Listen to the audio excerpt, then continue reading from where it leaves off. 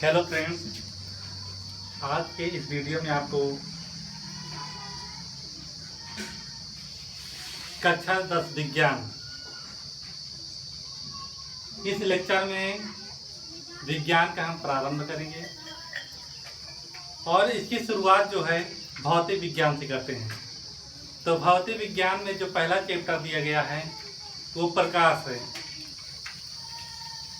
प्रकाश क्या होता है, इसके कौन कौन सी वस्तुएं हैं जो प्रकाश उत्पन्न करती हैं और कौन कौन सी वस्तुएं हैं जिस पर प्रकाश पड़ता है तो वो चमकती हैं, और इसका परावर्तन क्या होता है, इसके बारे में इस पहले लेक्चर में आप पढ़ेंगे। तो आज से प्रारंभ करते हैं इसको, और आप लोग अच्छे से पढ़िएगा। जहाँ पे समझ में ना आए आप लोग कमेंट करके ज़रूर बताइए। तो वीडियो को लास्ट तक जरूर देखिए, तभी समझ में आएगा। और अपने दोस्तों को शेयर कर दीजिए, चैनल को जरूर से जरूर सब्सक्राइब करें। तो शुरुआत करते हैं बच्चों। प्रकाश क्या है? प्रकाश विद्युत चुंबकीय तरंगें होती हैं। प्रकाश क्या है? विद्युत चुंबकीय तरंगें होती हैं। और ये क्या है? किसी भी स्रोत से क्या है? तरंगों के रूप में चलती हैं। किस रूप में चलती हैं? तरंगों के रूप में चलती हैं। ये क्या है? प्रकाश किरणें हैं। ये क्या है? प्रकाश किरणें। और ये मान लेते हैं क्या है? सूर्य। ये क्या है? सूर्य। सबसे बड़ा स्रोत यही है। प्रकाश का सबसे बड़ा दुनिया में स्रोत कौन सा है? सूर्य। तो सूर्य से ही शुरुआत करते हैं। ये किस रूप में चलते हैं? तरंगों के रूप में। ये तरंगे किस तरह होती है? विद्युत चुंबकीय तरंगे होती हैं। ये कौन सी तरंगे होती हैं? विद्युत चुंबकीय तरंगे होती हैं। विद्युत चुंबकीय तरंगे।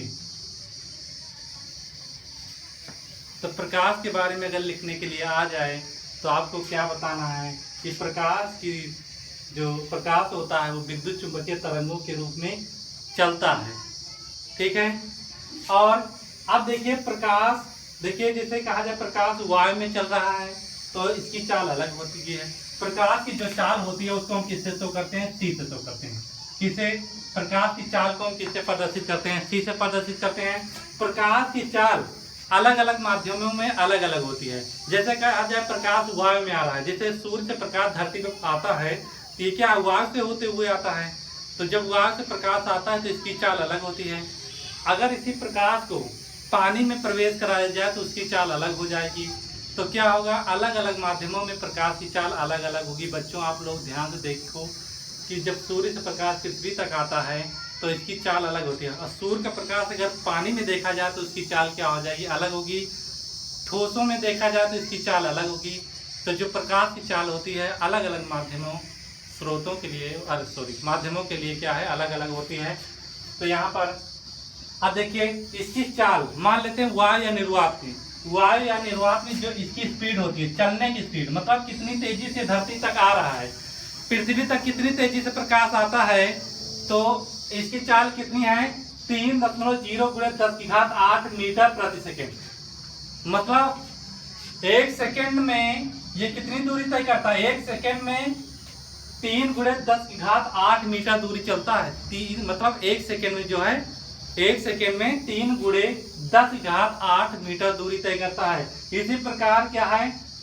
ये क्या है? अगर किलोमीटर में देखा जाए तो ये 3 लाख किलोमीटर प्रति सेकंड की चाल से चलता है। अर्थात एक सेकंड में 3 लाख किलोमीटर चलता है। कौन? प्रकाश। सूर्य से जब प्रकाश निकलता है, किरणें निकलती हैं तो एक सेकंड में कितना चलती है? 3 लाख किलोमीटर चलती हैं। ये हो गया। और इसकी तरंग दैर्घ्य जो श्वेत प्रकाश होता है जो हमारी पृथ्वी तक आता है, इसकी तरंग दैर्घ्य कितनी होती है? 3900 एंगस्ट्रॉम से 7800 एंगस्ट्रॉम। और एंगस्ट्रॉम, जो एक एंगस्ट्रॉम का मान होता है, एक एंगस्ट्रॉम कहीं लिखा हो, इसका मान होता है 10⁻10 मीटर। यह भी आपको पता होना चाहिए कि अगर एंगस्ट्रॉम को मीटर में बदलना है तो आपको 10⁻10 लिख देना है। वो किससे चेंज हो जाएगा? मीटर में चेंज हो जाएगा। तो जहां पर एंगस्ट्रॉम दिखे मीटर में चेंज करना है तो 10⁻10 से मल्टीप्लाई अर्थात गुणा कर देना। आप क्या है? मीटर में चेंज हो जाएगा। आप देखिए प्रकाश के स्रोत क्या है? प्रकाश के स्रोत दो तरह से होते हैं। एक स्रोत ऐसा होता है जो प्रकाश खुद ही उत्पन्न करता है, और कुछ स्रोत ऐसे हैं जिस पर प्रकाश पड़ता है तब वो चमकते हैं। जैसे आप लोगों ने देखा होगा सूर्य। सूर्य क्या करता है? सूर्य से प्रकाश खुद ही निकलता है। बल्ब से प्रकाश स्वयं निकलता है। तारों से प्रकाश, जो आकाश में तारे होते हैं उससे प्रकाश स्वयं निकलता है। तो कुछ ऐसे स्रोत हैं जिनसे क्या है प्रकाश स्वयं निकलता है, उसे क्या कहते हैं, दीप्त वस्तुएं कहते हैं। जिससे प्रकाश स्वयं निकलता है उसे क्या कहते हैं, दीप्त वस्तु कहते हैं। तो दीप्त वस्तुओं में यहाँ पर दिया गया है सूर्य होता है, तारे होते हैं, विद्युत बल्ब, ये क्या है दीप्त स्रोत में आते हैं। स्रोत मतलब जरिया जहां से प्रकाश उत्पन्न हो, ठीक है। अब दूसरा है अदीप्त स्रोत। अदीप्त का मतलब जो स्वयं नहीं चमकता है लेकिन दूसरा प्रकाश पड़े तो वो चमकने लगे। जैसे आप शीशा देखे होंगे, शीशा को अगर अंधेरे में रख दिया जाएगा तो नहीं चमकेगा, लेकिन उस पर टॉर्च जलाया जाए, टॉर्च की दिखाया जाए तो वो चमकने लगता है। तो शीशा क्या है, अदीप्त है। क्यों? क्योंकि शीशा में खुद रोशनी नहीं होती, प्रकाश नहीं होता, लेकिन जब दूसरा प्रकाश डालते हैं तो क्या होता है, चमकने लगता है। तो यहाँ पर कुछ उदाहरण दिए गए हैं। चंद्रमा, चंद्रमा स्वयं प्रकाश उत्पन्न नहीं करता है। जब उस पर सूर्य का प्रकाश पड़ता है तो चंद्रमा क्या होता है, चमकता है। सूर्य का प्रकाश चंद्रमा पर पड़ता है, ये चंद्रमा है और ये सूर्य है। अब ये सूर्य क्या होता है, इस पर जब इसका प्रकाश पड़ेगा चंद्रमा पर तब ये क्या है, चमकने लगता है। ये क्या है, मून, और ये क्या है, सन। सन की लाइट मून पे पड़ती है तभी मून चमकता है, इसलिए क्या है, ये अदीप्त है क्योंकि इसकी लाइट स्वयं नहीं है। तो इसके उदाहरण दिए गए हैं चंद्रमा का। अब प्रकाश का परावर्तन क्या होता है, इसको आप लोग समझिए ध्यान से। प्रकाश का परावर्तन क्या होता है, तो ये आज का प्रारंभिक वीडियो है, तो इसको आप लोग ध्यान से देखिएगा क्योंकि इसके बाद जो आएगा वीडियो बहुत मजेदार होने वाला है, बहुत अच्छा लगेगा आपको।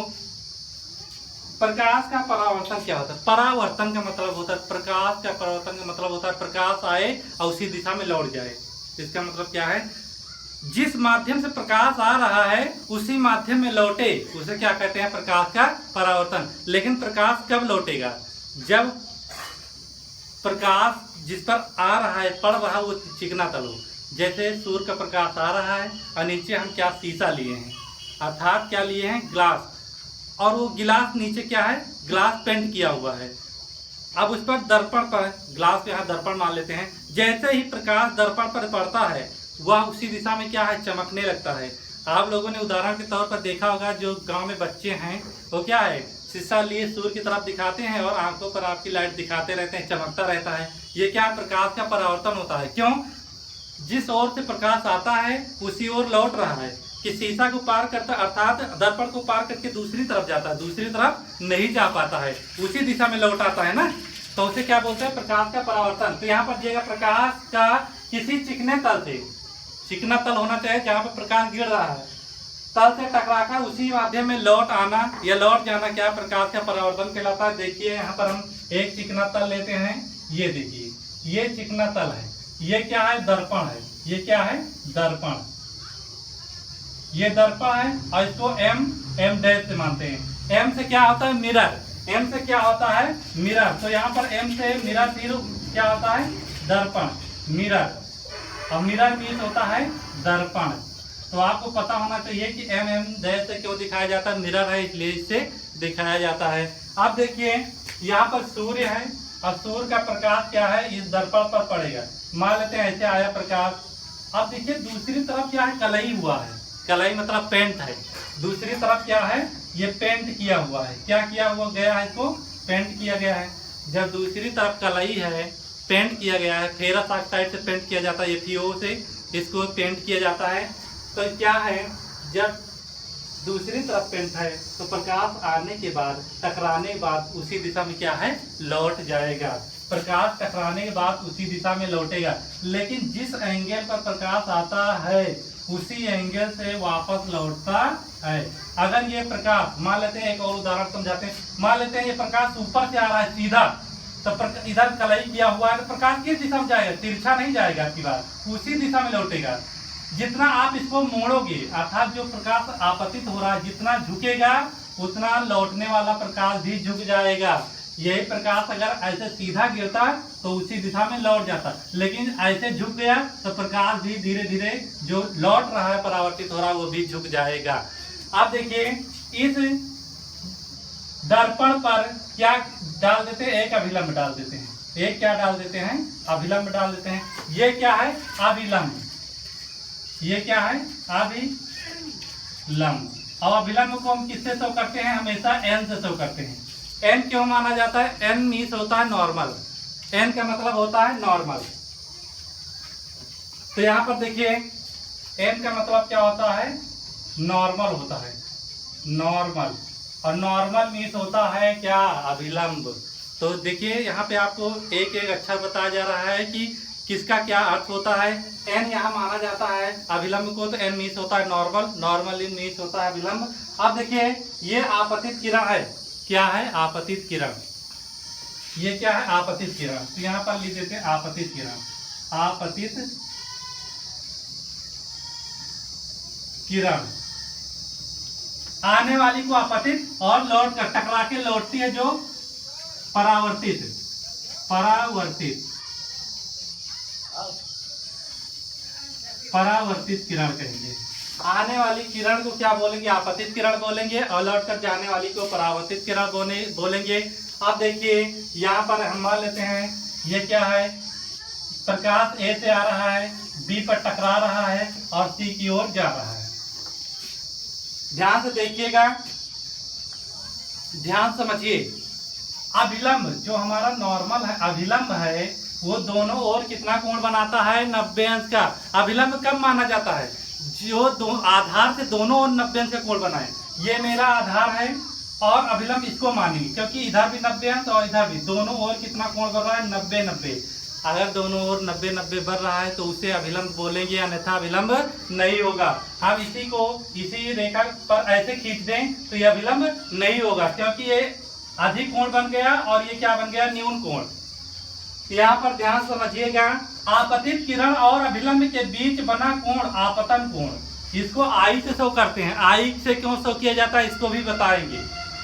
परावर्तित किरण और अभिलंब के बीच बना कोण, इसको हम कहेंगे परावर्तन कोण आर। ध्यान से समझिए। देखिए आई से शो क्यों किया जाता है? आई से होता है इंसिडेंट एंगल। क्या होता है? Incident angle. आई देखिए, इंसिडेंट एंगल में आई से शुरुआत हो रहा है, तो इंसिडेंट का मतलब होता है आपतित किरण के लिए जो कोण बनता है वो आपतन कोण बनता है। और आपतन कोण को अंग्रेजी में क्या कहते हैं? Incident angle. तो इंसिडेंट एंगल में आगे कौन सा अक्षर? आई, इसलिए कोण को आई से शो करेंगे। और यहाँ पर परावर्तित किरण है। परावर्तित कोण को क्या कहते हैं? आर को क्या बोलते हैं? Reflection angle. Reflection, reflection angle. और रिफ्लेक्शन एंगल में किसकी शुरुआत हो रही? परावर्तित किरण के लिए जो कोण बन रहा है परावर्तन कोण, इसमें शुरुआत किससे हो रहा? आर से। तो आर क्या है? यहाँ पर रिफ्लेक्शन एंगल है। तो सबका अर्थ भी आपको समझ में आ गया। तो आप लोग नोट करते जाइएगा, जो समझाया जा रहा है उसको समझते रहिएगा, ठीक है। उसके बाद क्या है? अभी देखिए यहाँ पर इसके गुण क्या हैं, आप लोग गुण समझ लीजिए। उदाहरण दिया गया पॉलिशदार दर्पण से, जैसे शीशा है जो हम लेते हैं, पॉलिशदार दर्पण ही होता है। वो कौन सा दर्पण है? समतल दर्पण। उससे प्रकाश क्या है? उसी माध्यम में लौटता है। अब यहाँ पर परावर्तन के गुण क्या होता है? आपतित किरण मतलब ये वाली किरण, तो उसके बाद परावर्तित किरण मतलब ये वाली। आपतन बिंदु पर अभिलंब मतलब ये अभिलंब जो खींचा जा रहा है। तीनों एक ही बिंदु पर मिल रहे हैं? नहीं मिल रहे, यहाँ पर तीनों मिल रहे हैं नहीं। आपतित किरण भी यही मिल रही है आकर, जाने वाली परावर्तित किरण भी यहीं से जा रही है, अभिलंब भी इसी बिंदु पर, दोनों एक ही बिंदु पर स्थित हैं। दूसरा क्या दिया गया है? आपतन कोण मतलब आई, परावर्तन कोण मतलब आर, दोनों बराबर होते हैं। तो परावर्तन का जो नियम होता है, आपतन कोण आई, परावर्तन कोण जो आर होता है आपस में बराबर होता है, क्योंकि दोनों एक ही माध्यम में है। देखिए जो प्रकाश आ रहा है उसी माध्यम में है और जो प्रकाश जा रहा है उसी माध्यम में है। जब प्रकाश उसी माध्यम से आए, उसी माध्यम में जाए, तो अभिलंब के साथ बराबर कोण बनाते हैं। यही प्रकाश किरण अगर दूसरे माध्यम में चला जाए तो कोण का मान क्या है? बदल जाएगा। जो परावर्तन कोण है वो अब क्या हो जाएगा? अपवर्तित में बदल जाएगा, वहां पर अपवर्तन कोण आएगा। तो आशा करता हूँ ये वीडियो आपको अच्छे समझ में आया। आप लोग इसको नोट कर लीजिए। चैनल पर अच्छे इस वीडियो को अगर आ रहा है तो आप लाइक कीजिए, कमेंट कीजिए, वीडियो को दोस्तों को शेयर कर दीजिए, चैनल को सब्सक्राइब कर लीजिए, जिससे आपको अच्छे से समझ में आ जाए। जय हिंद।